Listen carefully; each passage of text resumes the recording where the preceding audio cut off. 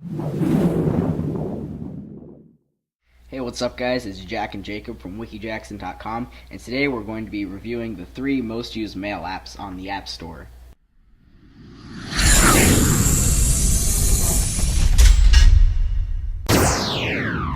Okay guys, so the 3 apps that we'll be reviewing today is the stock iOS mail app, the Gmail app, and the brand new Mailbox app that was released to the App Store about a month ago. So we've had a bunch of time to review each 3 of these apps, and now we're going to give you our in-depth review of all 3 of them. Okay guys, so to start off the review, we'll be sending a test email to test the notification speed of each 3 apps. So right now we're about to send a test message to our WikiJackson email account, and we'll see how long it takes for the notifications to come to the phone. Okay, so you can see we got the Gmail notification.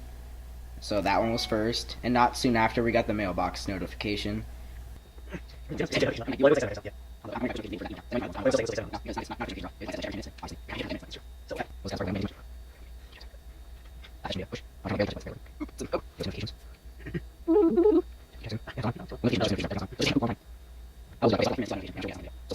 Alright guys, so after about 3 minutes of waiting, we still haven't received the notification. So maybe at some point we'll get it during the video, but you could tell that the stock mail app does take a lot longer than the other 2 apps to receive notifications. Alright guys, so now that we're done with the notifications, we're going to go ahead and go into the actual app. So the first app we're going into is the stock mail app. Alright guys, so once inside the stock mail app, you notice that it's pretty basic. You have your simple create new message right there on the bottom right, and then you have your edit button, which allows you to archive a message, move a message, or mark it as read or unread. And then if you were to go back here, you'll notice you have all your emails, and then you can go in more depth right here. Okay, so one thing to note is that the stock mail app can support almost all email addresses. As you can see, we have most of our WikiJackson, like say main@wikijackson.com. Those obviously aren't very popular servers, and you can see they're working on the stock mail app, while the Gmail and the Mailbox app only support Gmail accounts, though it's not much of a problem if those are your main email accounts. Alright guys, so inside of the Mailbox, in order to view the email, you just have to simply click it and it'll open it like that, and you get the subject title right there, who it's from and who it was to, and then you get the actual message right around this area. And to delete it, there's 2 ways. You can click the edit button on the top right, select the message or however many messages you want, and click the archive button or delete button depending on the provider of the email service.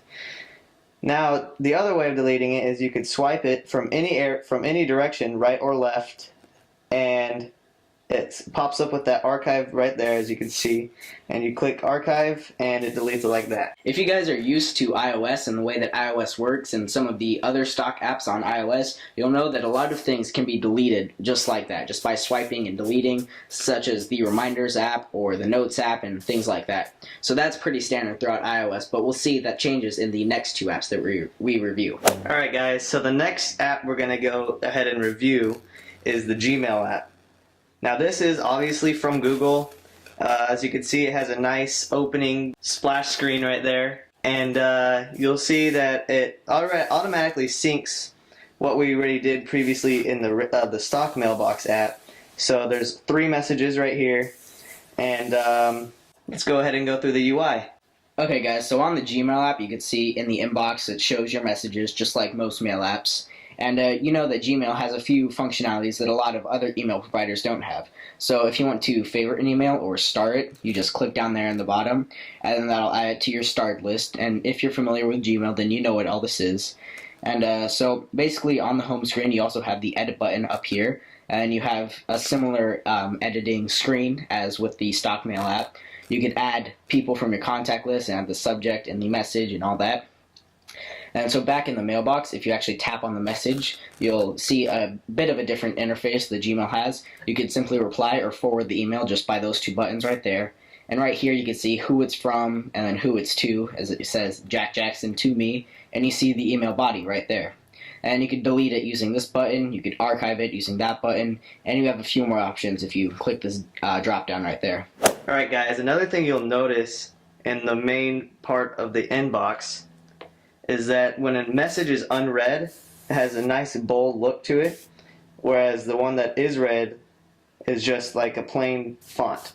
Alright guys, and another thing I noticed when going through this app is it has the same function as the stock Mailbox app. It has the ability to swipe to archive, as you see there, and you're not able to do it from the left side, as you can see here.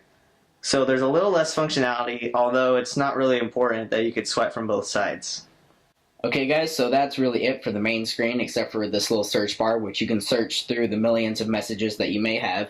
But also, if you swipe from the left side of the screen like that, or simply tap this button in the corner, if I can get rid of that, or you can simply tap that button and you'll be able to go into all the different lists and different folders and things that you've created inside your Gmail app. So you can see that we have a ton. We have the basics up here, the important, star, drafts, all mail, sent mail, trash, things like that. And down here we have the different labels that we've created. And like I said, if you're familiar with Gmail, then you know the tons of functionality that Gmail has. So that's not necessarily this actual app. It's more of the servers that Gmail uses that allow this to happen. So also on this main page, you can click this drop-down button to go to your different accounts. Like you can see, I have my John McCann Jacob at Gmail account. But right here you can see there's a badge count for how many unread messages there are in your inbox. And also there's a little settings thing right here to take you into the settings, which you can look and read through those at your pleasing. Alright guys, so the third and final mail app that we have for you today is pretty much a brand new app on the App Store. And it's called simply Mailbox. And as of Saturday, April 6, 2013, it only supports Gmail. So let's go ahead and get into that. Another thing to note is that Mailbox was recently adopted by Dropbox, so they are the newfound owners of that. Alright guys, so upon opening the app, you'll notice that it has the same functionality as Gmail by syncing the Mailbox exactly how Gmail did. And another thing you'll note is instead of having the bold font that Gmail has for unread messages, it has these blue dots right next to the actual subject and message of the email. So this app stands out differently from the other two apps because of its unique functionality. So basically, you know how you had to swipe over and tap the delete button on the previous two apps, or you could actually go into the email and delete it from there, which it's similar on the Mailbox app, and you have the reply and the forward buttons down there. But the coolest thing about the Mailbox app is that you can swipe over like this to archive it. As you can see, there's a green check right there. And there's an archive place over here where you can view all of your archived messages, as you can see. And then also, in the inbox, if you swipe over all the way until that red X appears, it'll delete the message completely. And the reason why they do this is to help people obtain a zero inbox, as they call it, or in other words, to have no messages in your inbox at one time. So the other functionality is that you can swipe from the right, and you'll get this little yellow icon. And this will basically, you are prompted to ask when you would like to receive the message. So it'll get rid of it from your inbox for a while, but then it'll resend it to you whenever you want. And you can choose later today, this evening, tomorrow, this weekend, someday, pick a date. You could just, there's a bunch of different options, as you can see, and you can customize all of these in the settings.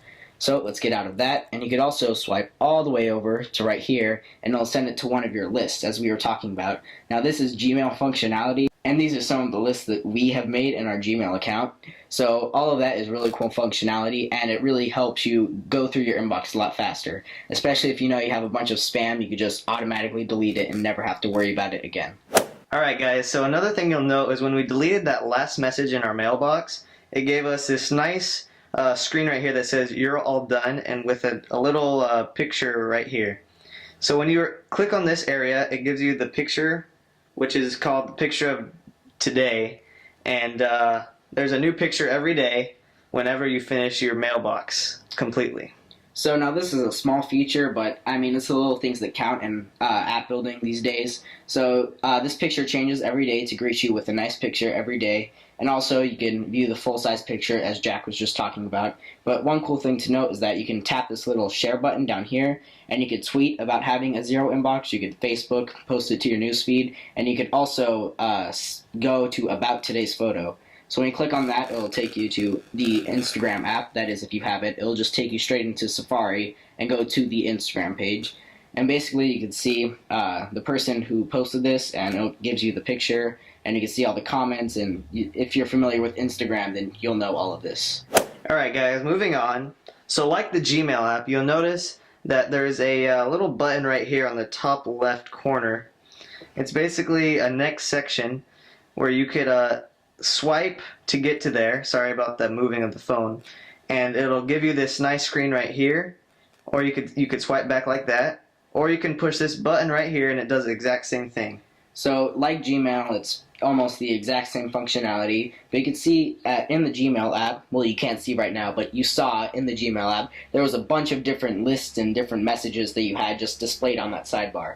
With Mailbox, they went ahead and made it into different categories, so you can go into your viewed later messages, as I was talking about when you swipe from the right, or you can go into your lists, as we were talking about. This is a Gmail functionality, and you can view your different lists. So you can see Mailbox does a much better categorization. Also, you can get to your settings down here by just tapping on that, and you can see your different settings, which, as I said before, you can go ahead and view at your pleasing. Alright guys, one last thing to mention in the Mailbox app. You know how you could swipe an individual message to either archive it or delete it, or do all the stuff that we were talking about earlier. But let's say you have a bunch of messages in your inbox and you just want to get rid of them all, you don't even want to deal with emails today. You can just grab this bar down at the bottom, and it has your total message count right there. You can grab it and you could swipe over to get rid of every single message in your inbox. You could either archive them, delete them, or you can swipe over from the right and get your move it to later or your move it to lists option. So that's pretty awesome functionality if you want to just get rid of all your apps at once. Alright guys, so the Gmail app as well as the Mailbox app are both free in the App Store as of April 6, 2013, which I mentioned earlier. And you can go ahead and get them right now. They're both for the iPad and iPhone, as well as the iPod Touch if people still use that. Alright guys, thank you for watching this video. Please be sure to like this video and leave a comment down below if you have any questions on any of these three apps down here. Also, if you have any questions about the themes or tweaks that I'm using on my jailbroken phone, you could always ask about those. And leave some video ideas in the comments. Plus, be sure to look forward to a bunch of updates coming to wikijackson.com. Alright guys, thanks for watching and peace.